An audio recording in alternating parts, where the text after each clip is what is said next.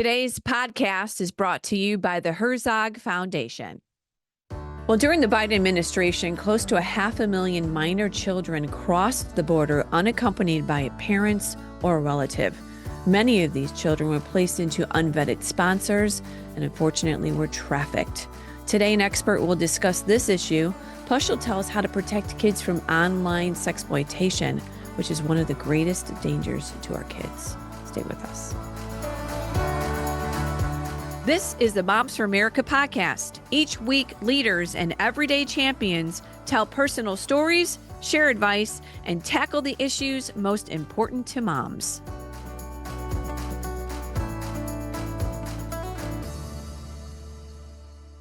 Hi, moms. I'm Debbie Curlitis, your host, and welcome to the Moms for America podcast. So glad that you mamas are joining us again this week. Every episode, we get together to inspire, encourage, and educate moms in their journey through motherhood. Well, today we are going to have an incredible discussion with Allie Hopper, who is the president and co-founder of Guard Against Trafficking. This nonprofit organization combats human trafficking through research, education, and action. Now, Allie has testified before the Senate subcommittees several times about the abuses to children who poured across that border without their parents. She also is an expert on the grooming and sexploitation of children, which is truly one of the greatest threats to our kids and our families today. Well, Allie, thank you so much for joining us on the Moms for America podcast. You are a friend of Moms for America for many, many years, and we're delighted. We're so proud of you, what you're doing in this arena. So special welcome. Thank you so much for having me, Deb. For anyone that doesn't know, I actually used to be with Moms for America, and they taught me and gave me so many tools and education materials and ways to get involved, and this is a product of that. It sure is. And that I know, Kimberly, we were all just really railing behind you when you said you wanted to really save the children and get into this crisis that is happening all across our country. So we've been watching you. We've got so much to talk about. But first of all, yes, you're in Florida. You're a mama. Tell us a little bit about your tribe. So right now in Florida, we started a nonprofit called Guard Against Trafficking, and it is a 501c3 that is focused on on-the-ground research that we conduct in the area. That research is conducted domestically, internationally. So we've been to Mexico, we've been to Central America, we've been to South America, Thailand.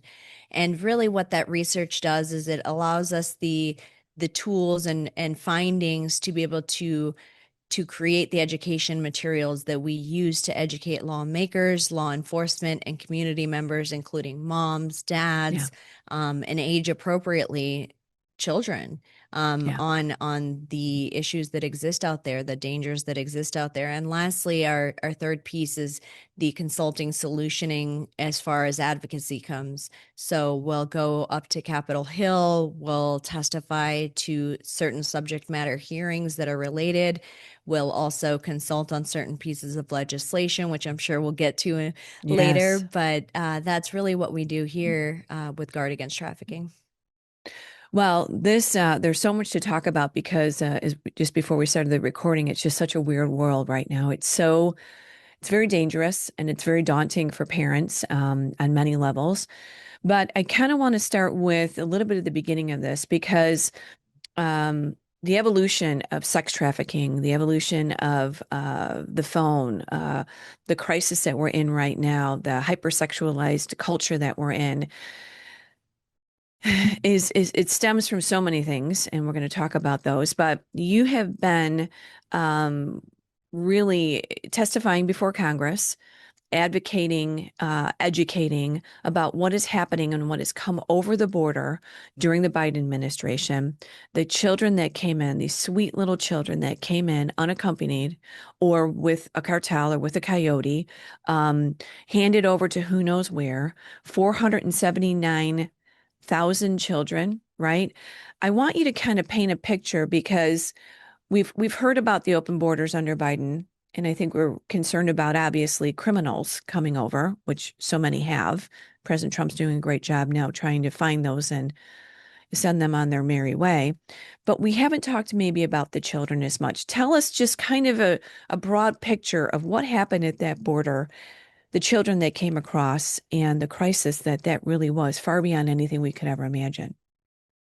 Yeah, so to take a step back, this isn't a partisan issue. This is really just looking at it holistically and understanding that this was a major problem. And unfortunately, it was under the past administration. When you have an open border, like was had a couple year or in the past administration, you lessen some of the restrictions as far as DNA testing. You don't conduct meaningful and thorough background checks of the people coming into your country. It creates this intense flow of people coming through the border that you don't know who they are. So, like you had mentioned, that's cartel members, that's bad actors, that's criminals. They literally had Hmm. people from countries where they were emptying out their prisons, and all of the criminals were coming into our country. And then you have unaccompanied children, and these Yeah. children are ranging from 2 to 3 all the way up to 17, 18 years old. We don't know their stories. We've struggled with figuring out what countries of origin they come from. And really, when you encourage people to cross a border, that's a harrowing and dangerous journey. And people don't really understand the journey and the dangers that lie ahead. I've walked these very paths. I've seen signs of exploitation littered everywhere. I've seen Mm. signs where children were present there at one point, and I've seen unaccompanied children with slips of paper in their hand given to them by the cartel members of who to request to be their sponsor. So when you have an open border coupled Yeah. with pulling back the restrictions on background checks of sponsors, when you have lowered the threshold and no longer do DNA testing, that Which is was when so you important, right? Because you have no idea whether these children that are being manipulated and taken across the border are even with a family member at that point. You have no exactly. idea. Yeah. Exactly. And so I had testified in September about this very issue, how this became an assembly line of exploitation, how it started with their journey all the way to the border, how the cartels and smugglers benefited and profited off of it. Once they got to the border, Border Patrol took over, handed them to Health and Human Services, which then sent them to an NGO for about 2 weeks. And then the NGO sent them to their sponsors. Yeah. But the problem is that there was no accountability and oversight for every step along that way. So you have these gaps Jeez. and Yeah. these missing components in each transfer of this child. And that's how you end up with children being sent to known MS-13 gang members, cartel members, registered Yeah. sex offenders, and really to the Sold into point the system, sold into the system, right? lost into the system. So Yeah. not every one of those children are being trafficked, but it's really hard to put a number on it because you don't know. When you say on the news that 320,000 children are unaccounted for, that means you don't know the Yeah. welfare and the well-being of that child. You don't know if they're going to school or if they're being fed or if they have clothes on their back and a roof over their head. And so that really was a blemish, worse than a blemish, but just a mark and such a negative mark on that administration that when Trump Yeah. came in, he had to immediately close the border. He had to stop the Sure. bleeding, and that was that influx of individuals crossing over. So we've seen a significant drop in people crossing. We've seen a Yeah. significant drop in unaccompanied children coming across the border. And now our federal agencies are tasked with not only deportation efforts to get the worst of the worst out of our country, they are tasked with finding these children. And That's my question. That's what I want to go to right now because you have this influx of children that have settled somewhere. And many of them are being trafficked and they are being abused in trying to find hope. I mean, you've got these kids could be anywhere. We have no idea. Have they found any of these kids to any degree? Are they trackable? Can we help them? How as every mother would be, I mean, the border open is a crisis, but now we have these babies here, these little kids with dangerous people a majority of them, I would say, probably, and in horrible situations. Yeah, and really what's important to realize is that it's not just a border state problem. These children were shipped to every single city, every Sure. single state across the country. And so when I we go Allie, in, in my area, there was a van pulling up right on the street, and everybody was getting out of a van with backpacks on, with some kind of card they gave them to go and stay at a kind of a flea bag hotel, you yep, know, on the wrong side of town, and someone actually shot this footage, and they had little kids with them. So there was like 15 men with backpacks, two women and a couple of children getting out of this beat up van in the wrong side of town. God knows. yep. And what makes it worse is that when we were at the border, me and my business partner, Dr. Jared Mhm. Sadolski, when we were at the border, we saw the border littered with identifications and passports. And what we came to learn was that there was a massive number of identity laundering going on. So what that looks like And is what is that that?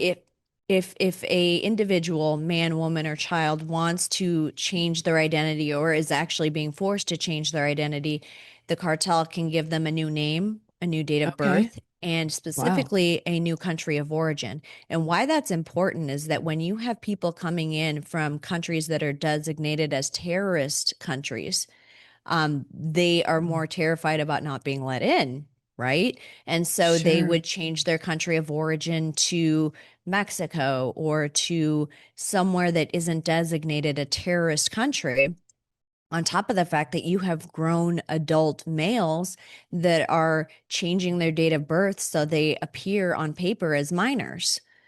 So, really, the only thing that was Wow. accurate and true on that new passport was their photo.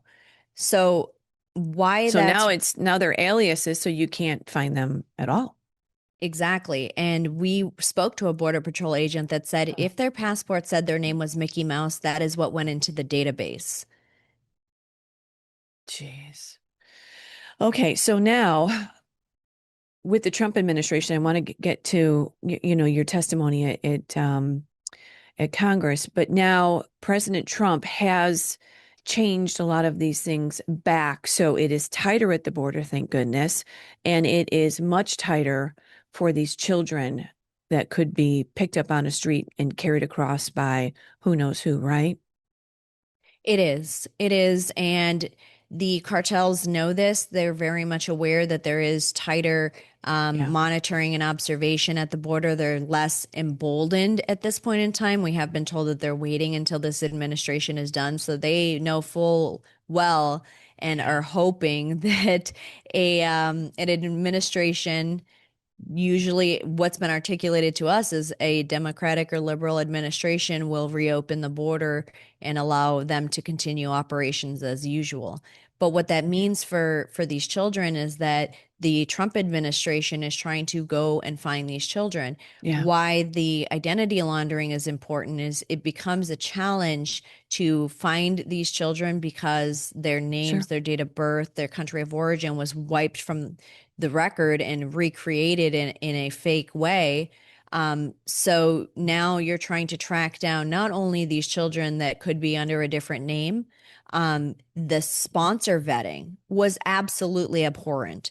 I will tell you that it was easier to adopt a dog from a shelter that was about to be euthanized than it was, or it's easier to sponsor a child. It's harder to adopt a dog from a Okay, I was gonna shelter. say, boy, when I Yeah. adopt my pup, it's like I gotta have references. I gotta know I got a fence. I gotta make sure. I mean, it is not easy. So Yeah, they didn't how do any of contraire. that. The meaningful background check wasn't completed. The home studies weren't completed. They didn't do background checks on all of the adults in the household. They didn't even do a home study to ensure that that was an actual address. We had children sent to empty fields. We had children sent to addresses that were later identified as strip clubs.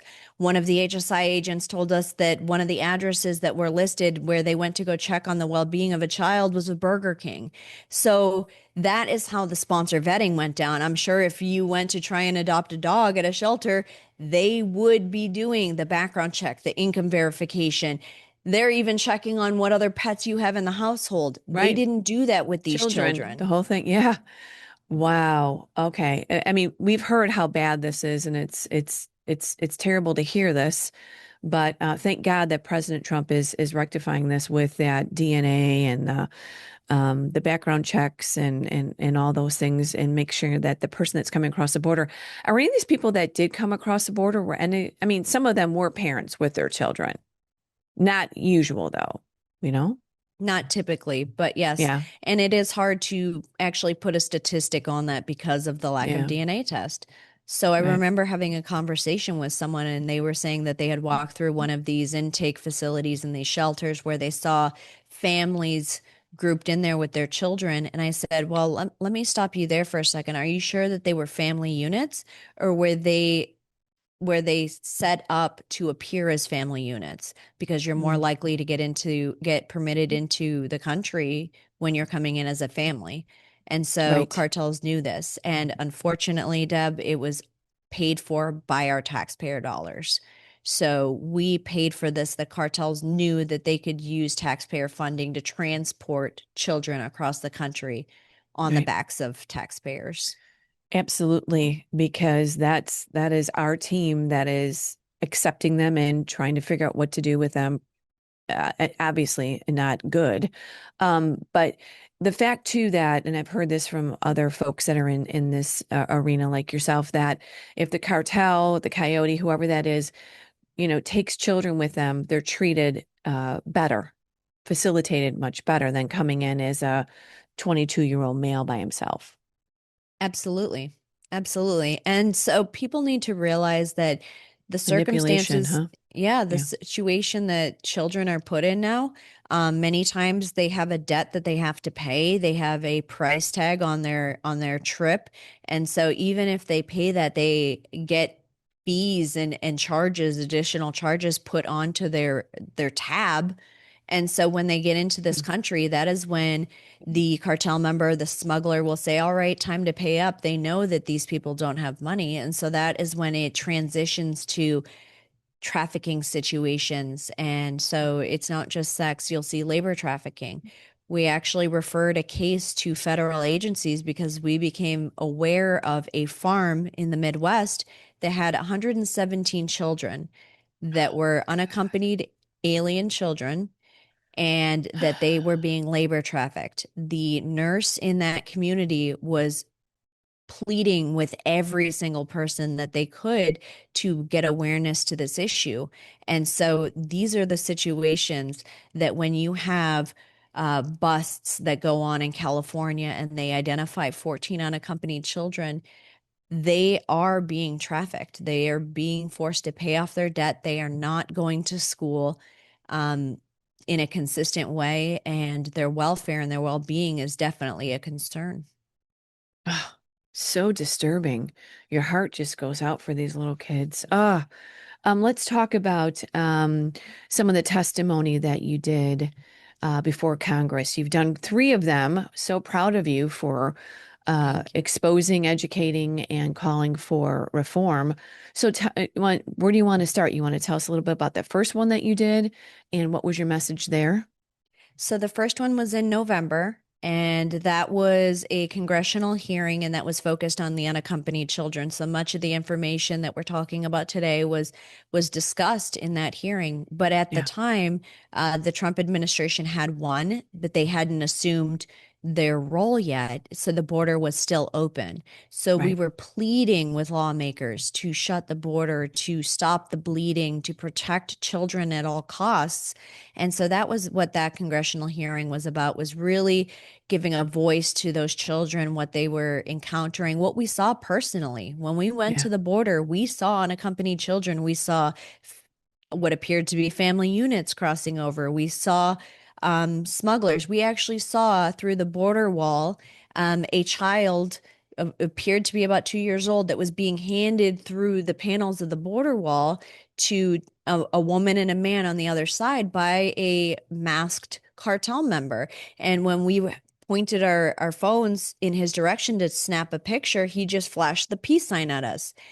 Well, that was because he knew this past They didn't ca- administration right, wasn't going to do anything. right. So he didn't care. All right, moms, right after this short break, we will continue our discussion with Allie Hopper from Guard Against Trafficking. You're not going to want to miss this. Stay with us. Hi, moms. I'm excited to share some news about our new sponsor, the Herzog Foundation. We know you're passionate about raising patriots and empowering your children with the best education possible. And the Herzog Foundation shares that passion. They're dedicated to promoting liberty through education freedom and helping parents like you choose the best educational path. They offer a powerhouse of resources designed to support families and schools alike. Whether you're ready to dive in headfirst to the world of education or simply looking for more ways to empower your child's learning.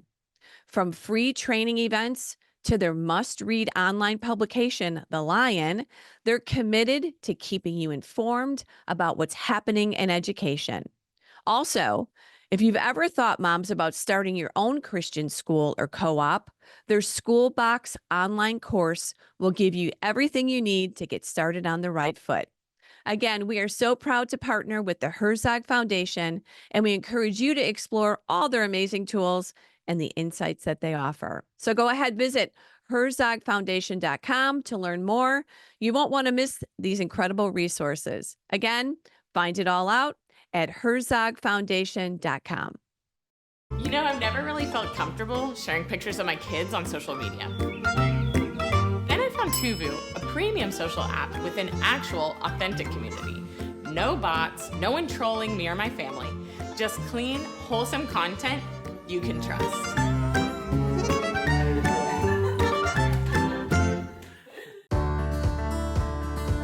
All right, well, welcome back. Before we continue our interview with Allie, I do want to remind everybody to please like, subscribe, and share this podcast with your mama friends in your mama circle.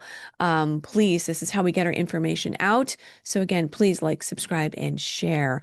Also, if you have an idea or a topic for our podcast, would you please email me at podcast@momsforamerica.net. Love to hear any of your suggestions or feedback. And then lastly, I want to invite all of our moms that are listening to join the movement here at Moms for America. Boy, I surely hope that you're a part of our sisterhood. I hope that you're a part of our, I call it a conservative support group. It's moms like us. We're uniting all across the country. We're fighting for faith, family, freedom, and the Constitution. So please join us, join the movement, and take advantage of all the incredible support, information, webinars, and seminars that we have for you moms. How do you do it? Super simple. You go to momsforamerica.us, you sign up for our newsletter, then you'll get our information every week, and you also get anything that's happening in your state, our summits, and then there's also a place where you can sign up for someone to get back with you and help you join a group or start a group in your area. All right, here we go. Now back to the show. Now let's fast forward a little bit. We're going to talk about some of the great things that you're doing in legislation and all that, but I do want to talk about your second and your third hearing.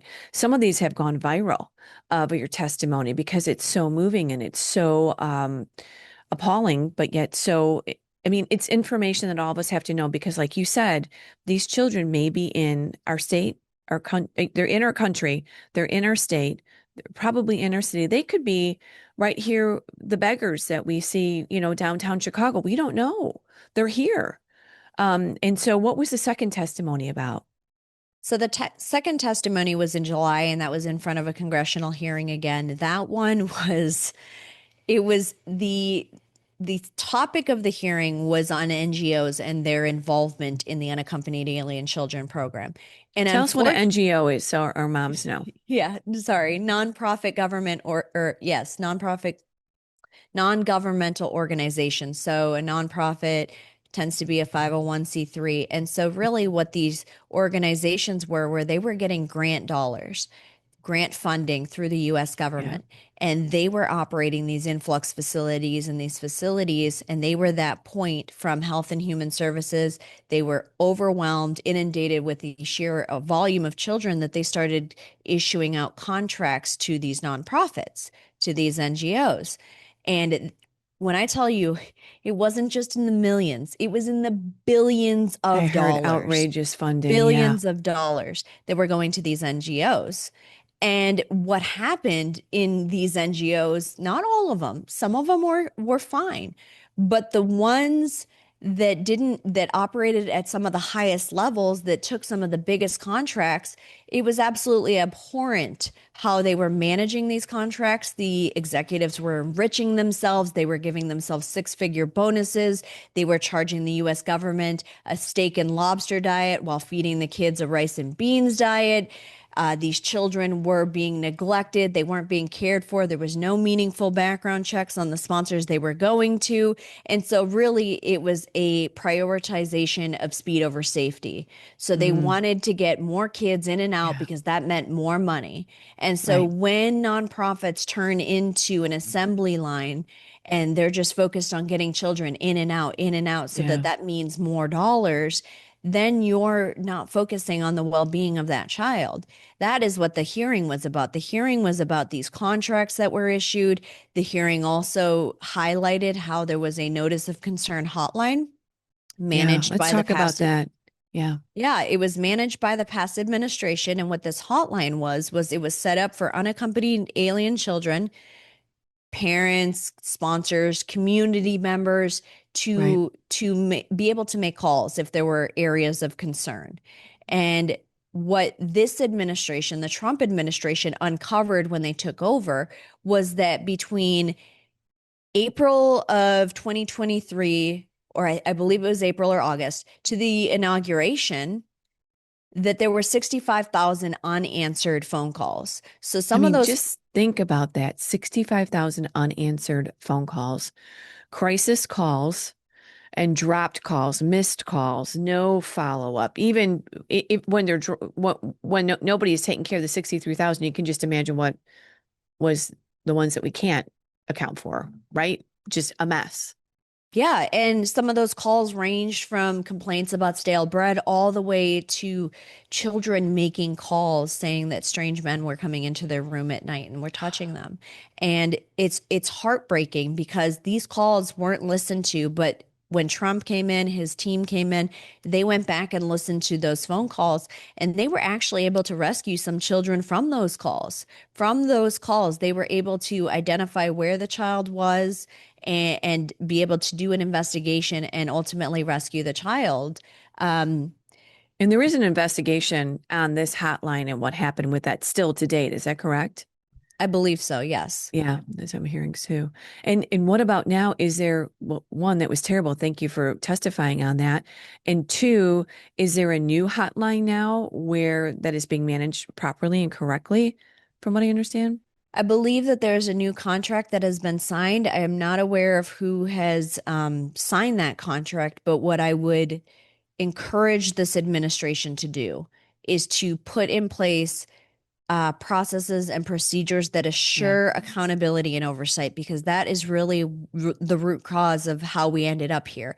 There was no accountability, there was no oversight, there was no follow up to ensure that what you promised you were going to do was actually being done. And so, you can sign a contract with any new company or organization, but you're not going to know if they're effective unless those accountability measures are put in place. So I really Yeah. hope that with this new contract, that those measures have been put in place to ensure that they say they're going to do is actually being done. Wow. Please, God. Yes. All right. So that was the second one. Was there anything else there before we go to the third one?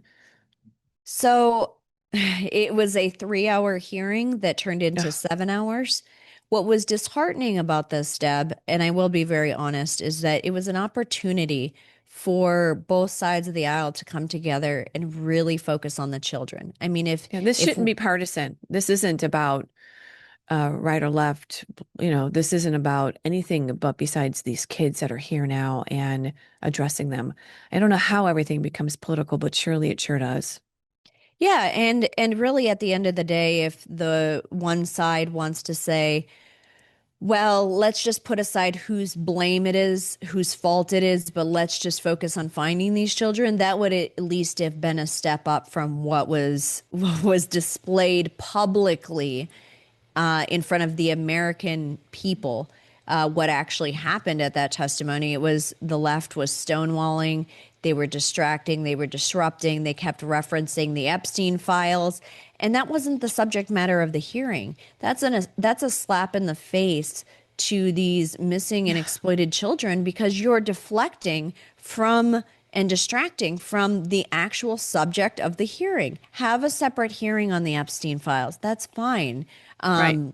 But this hearing is not about that. This hearing is about Sure. children. And so I was disheartened that even something that should seemingly be so uniting as protecting children Mm, wasn't able to unite um, both sides and have a meaningful conversation. There was a lot of good pieces that were brought to light for the American people that really needed to be shed and needed to be heard. Um, but it was disheartening to see. But I will yeah, say this to your audience, Deb, it is a hard subject to hear.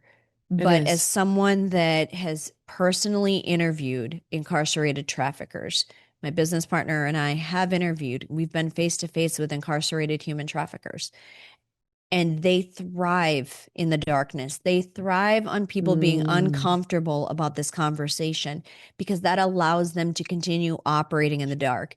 The only way we can eradicate this problem and protect all children is by having these open and honest discussions about it. And so I really appreciate you having me on yeah, and your audience tuning into this episode because that is the only way that we can start to move the needle and push back on this right. atrocity. We've got to shine the light, like you said, in the darkness. And I know pieces from that did go viral from your speech on that second one.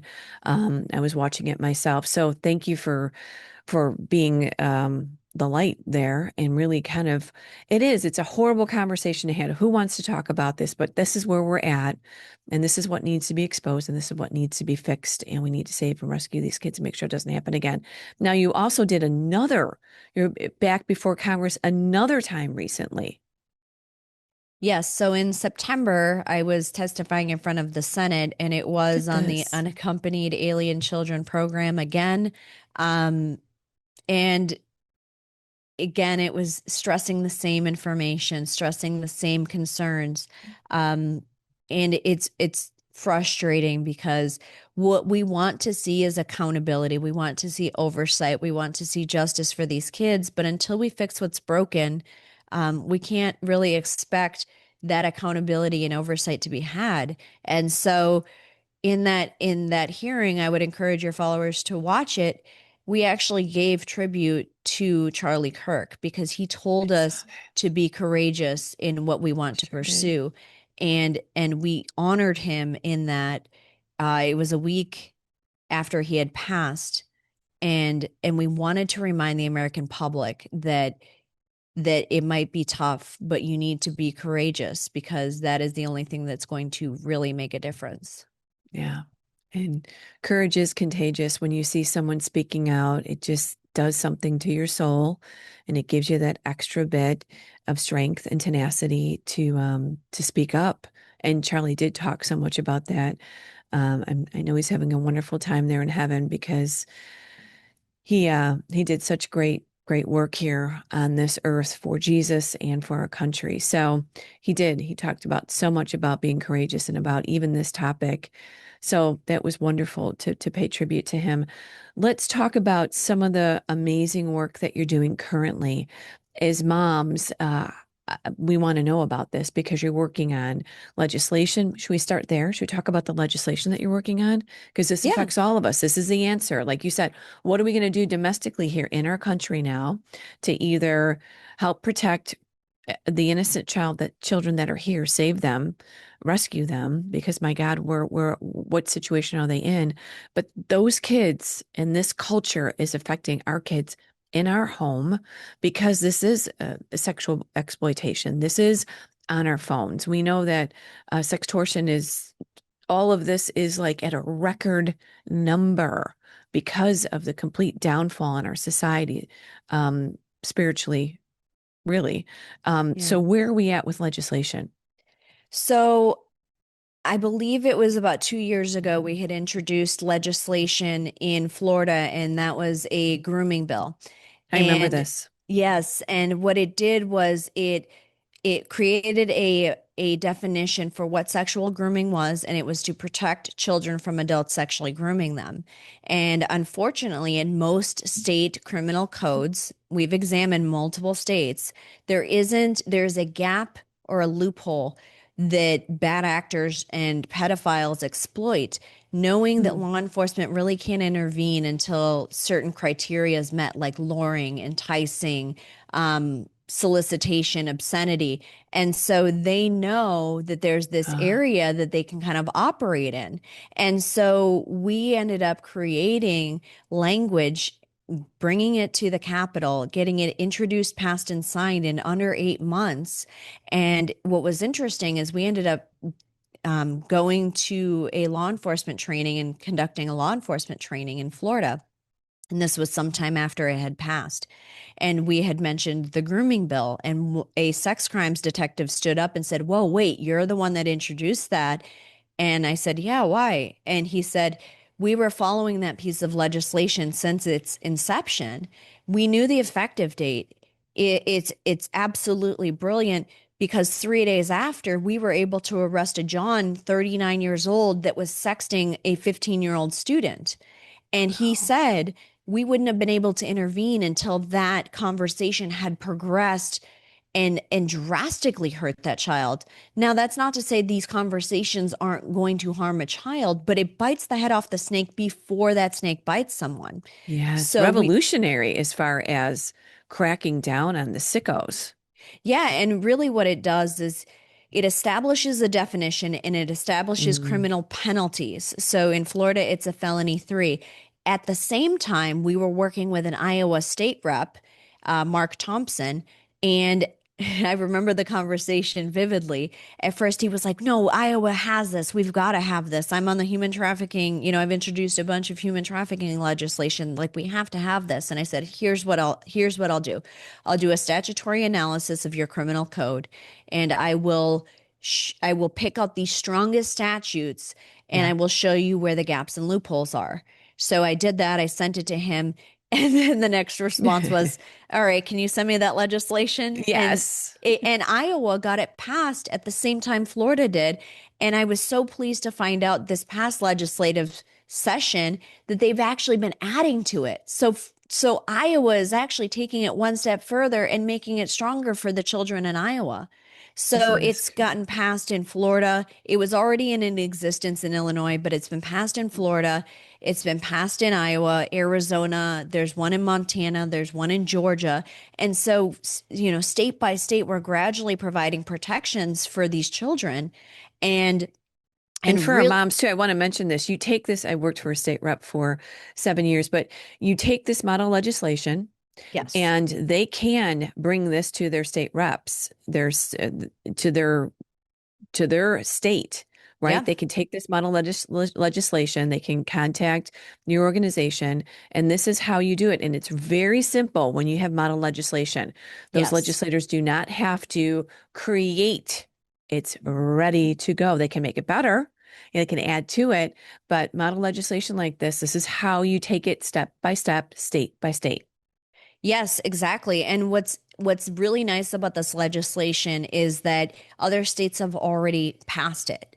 Some states are already Which is, actually yeah, using it, making arrests on it. So it's a proven concept. It's not just a unproven concept. So states that decide to take this on can feel more comfortable in the fact that there are other states that have already done this. And yeah, what we're trying to do now is create a federal grooming bill yes, because there's a lot of interstate, cross state lines grooming that happens. And it's a really big challenge at the federal level to address that, especially when you get into grooming online.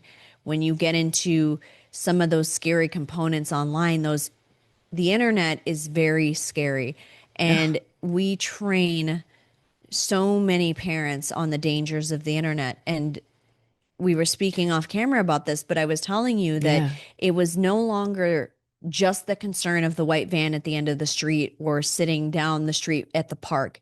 It's the white van in your living room. It's the cell phone in your child's hand. It's the yeah, laptop on their lap. It's the gaming system that's in your living sure room. is. And it's right under your nose. You're not aware of some of the dangers of these applications. And it's And such a challenge because some of these applications, as quickly as you figure out which ones are dangerous, there's new ones that pop up and they're all of a sudden you have to learn what's up and coming. terrifying. It is absolutely terrifying. Yes, and parents can't keep up with this. Parents are having to make hard decisions about what kind of technology they're going to give their kids. Now we've got AI that can be just such a great asset in so many ways, and it's here. We have to figure out how to live in this new AI world, but yet AI, there's so many deep fakes. I mean, you can create anything now. And we were talking about a little about this, and I was at the White House when the first lady, announced the take it down bill with President Trump, and that is a safety net for sure now. So if there's any kind of deep fakes, pornography happening, you have to take it down, I think, within 24 to 48 hours, and that's some great legislation. But there's so many other aspects, and it's the kind of what you were saying. There's so many gray areas now that you can do cyberbullying in so many ways. And is it really called sexual exploitation? And what is it? And what's happening with AI now? I mean, what are we going to do with that in this world? Yeah, there's a lot of dangers of AI right now, and I know that there's a lot of lawmakers out there that are trying to create legislation that offer protections. Some of them offer age verification, things like that. But and I do want to thank, Melania for spearheading the Take It Down Act because that's huge. That's Yeah. absolutely important and critical for the protection of our children. What we want to do is introduce a protecting minors' likeness in AI, which I can go into in a bit, but it kind of takes that Take It Down Act one step further. So when you think of your likeness, who you are, it's your face, it's your voice, it's your personality, it's your demeanor. And so there have been situations where someone takes a image of your face and is able to create a photo or a video without your permission, um, take a clip of your voice and actually Mhm. make it say something completely different because Sure. that's your likeness. And so, really, we want to ensure that children and their likeness is protected and it allows parents the tools to intervene, like we said, in cases of cyberbullying. So, let's say that your child gets their face taken from a photo and superimposed on that of a pig and it gets circulated in their school, you have very little recourse to be able to do anything about that. But with protecting minors in AI, that gives parents the tools to intervene if they want to. It gives them the Mhm. explicit Support. permission Yeah. that until a child is 18 years old, that you must get a parent or guardian's permission to use a child's face or voice in an AI manner. Otherwise, there's penalties that are outlined in this legislation. So it really gives the power back to the parents, and that's where the parents Mhm. it needs to be. And It then once does. a child turns 18, then they can decide what they want to do. But until Right. then, it gives the parents the ability to decide that. Yeah. And it's kind of reminding me, I've worked in media for 25 years. And if you ever went into a school or you went into anywhere and you were going to, video or photograph these children, you always had to have permission, parental permission, Yes. especially if it was for any type of agenda or a product or school promotion. And so now with AI, there is no parental involvement because everything's on the wild, wild west, this crazy thing called the internet. So thank you for working on that. Please keep us updated on that. We would like to sign on to that. Any of those pieces of legislation, Moms for America, we sign and support all these legislative pieces that are so important for our kids. Let's talk about some of the training that you're doing too around the country, because this is helpful for moms, law enforcement, teachers, really society. Yeah. So, what's interesting about the legislation and training piece is it really goes hand in hand. So, when you're introducing legislation, it's helpful to assume that the lawmakers you're talking to know little, very little on the subject matter that you're talking about. When you're talking about grooming, so what we did was we educated the lawmakers. Well, what is grooming? What isn't grooming? What could grooming lead to? What are you trying to prevent? So it's not just combating, Mm. sex trafficking scenarios. It's combating a whole long list of scenarios that could actually happen from a child being sexually groomed. We see this right now where children are being sexually groomed and then they end up getting pulled into the furry community, things Ah, like that. So when you're educating people on these things, it helps to gather a stronger understanding. And we take those pieces and we educate community members, moms, age appropriately, mm. students, and we show them what it looks like, what it is, what it isn't, what are the signs, how to protect yourself. And so we educate people on things like grooming, sextortion, like you had mentioned. The FBI actually declared at the beginning of the year that sextortion is one of the greatest and growing online threats to teenagers across the country. And Explain really, sextortion because it's a term that we hear a lot, but I don't know what would be the best definition for that. so the easiest way to explain sextortion is through an example. So Okay. an adult, a bad actor creates a Facebook or we won't use a specific media, a media account online, a social media account online. So whether they use an AI generated photo or a photo that they took from somebody else, they create a profile online. What they do is they embed themselves into an individual's community. They identify a victim that they want to target. Usually it's someone that is looking for friendship, someone that's looking for conversation, topics that they enjoy, games, similarities, things that they enjoy that are similar to someone else. They're looking for community. And so these Mhm. bad actors identify that. They can embed themselves within friend groups. If they're online on Roblox, they can embed themselves within group communities online. And so what they do is they befriend somebody and they get them to communicate via phone. And it tends to start off very innocent. It's general communication, and then it escalates through that grooming, that manipulation into, okay, well, I'm your age. I'd love to see a photo of you. Send me a photo of you. So then that relationship, those demands start to escalate into Mhm. sending more um, explicit pictures. And these teenagers think they're communicating with another teenager. And then they find out that this isn't another teenager, this is a grown adult. And when that happens, either they're extorted or sextorted. So they're extorted for money, they're extorted for more images, they're extorted for trafficking. And the story of Teresa Flores, that's exactly what Yeah, happened. tell us that. Tell us that. Yeah, so Teresa Flores was your average student from a middle income community. Parents were together, a very good, strong household. And her story was a little bit different. Her exploitation didn't happen online, but it resulted in photographs being taken. She was drugged, raped, photographs were taken. And then the sextortion came. If you don't do what I tell you to do, Mm. then I'm going to release these photos to your dad. Your dad's going to get fired. Your parents are going to be embarrassed. The Destroy community's going to your know what life. you did. Yeah. The school is going to know. And so they said, we want you, whenever we text you, you need to climb out your window and we will tell you where to go. And so she was sex trafficked for a number of years before law enforcement was able to rescue her. But some of these cases don't end that way. They end with children taking their lives because they can't Yeah, they deal can't. How with. would you even, yeah, how would you even deal with this as a child? I Yeah, mean, there's and so much coming at our kids.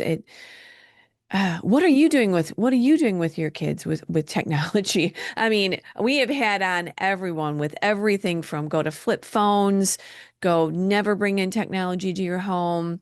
I mean, there is so many opinions on this.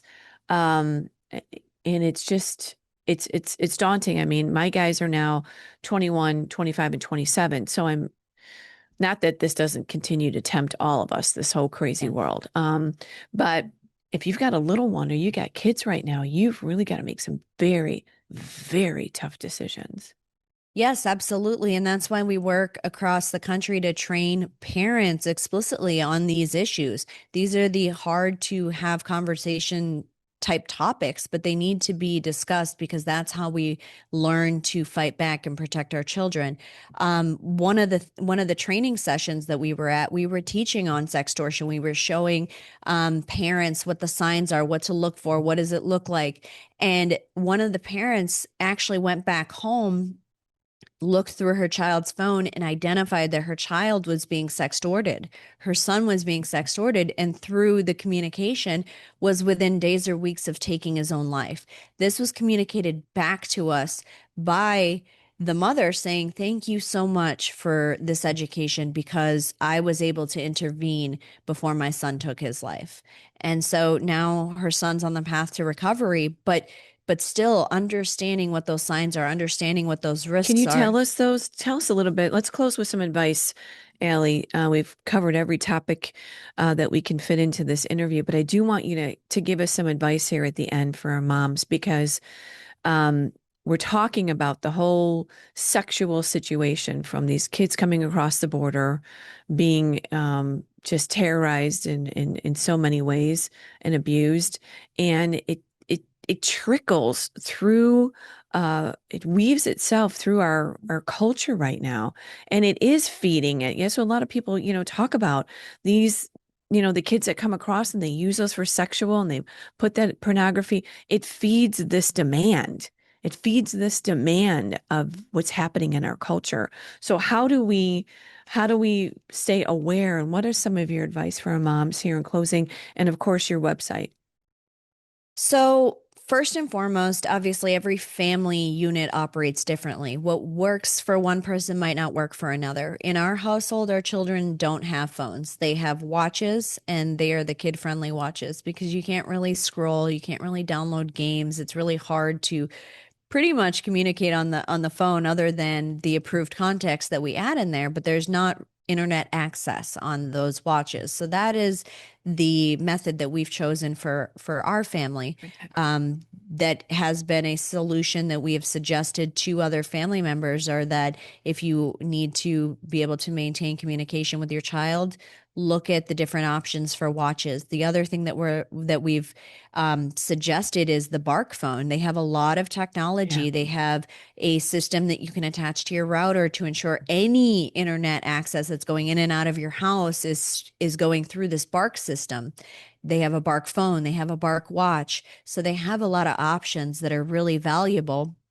But the last piece that I would suggest is a program called Cell Phone Permit. And I'm not an affiliate of them, so I don't make anything. But Cell Phone Permit, and I bought it myself, is when I was in church, a pastor had come in. He was a guest pastor and he was speaking. He actually developed this program and it's called Cell Phone Permit. And Okay, really, I'm what it writing this down. does is it trains the child on safe internet measures, how to use a phone Hmm. safely, how to use the internet safely, how to prevent things like sextortion, cyberbullying, how to have healthy conversations. And really, I find that tool valuable because when a child hits a certain age, you know that you're not going to be able to shield them from the internet because that is the future. And so how do we encourage children to learn about the dangers in a productive and efficient way? It's much like a driver's permit and a driver's license. You wouldn't just hand the kids the keys to your Right. child without going through driver's education school, getting their learner's permit, getting their driver's Hmm. license. So cell I phone haven't heard of permit, this. it operates like that. And it's an amazing program. And this guy that created it, his name's Jason. He has 8 children, and he said what he does in his household is that he did have a child that misused their phone one time. one of the repercussions was he said, all right, you need to retake cell phone permit course. It's like retaking a driver's education course.